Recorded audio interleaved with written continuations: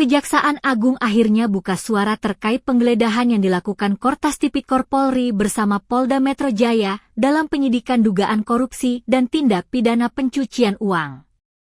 Kepala Pusat Penerangan Hukum Kejagung, Anang Supriyatna, menegaskan seluruh proses penegakan hukum harus tetap mengedepankan asas praduga tak bersalah.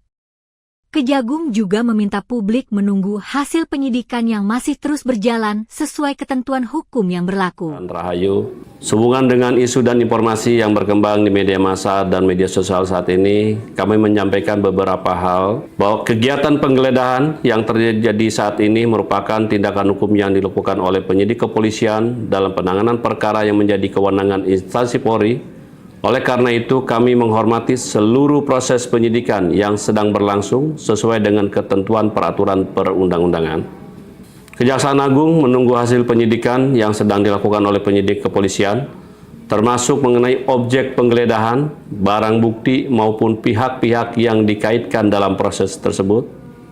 Kami mengimbau publik agar tidak membangun kesimpulan maupun opini yang mengaitkan seseorang atau suatu institusi dengan dugaan tindak pidana hanya berdasarkan informasi yang berkembang di media massa atau media sosial.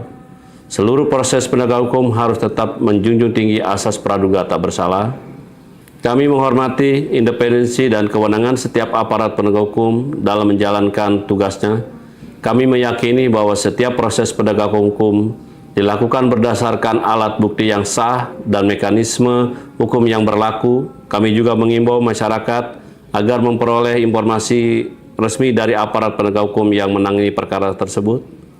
Kejaksaan Agung tetap berkomitmen mendukung penegakan hukum yang profesional, objektif, transparan, dan akuntabel oleh seluruh aparat penegak hukum sesuai dengan kewenangan masing-masing demi terwujudnya kepastian hukum, keadilan, dan kemanfaatan bagi masyarakat.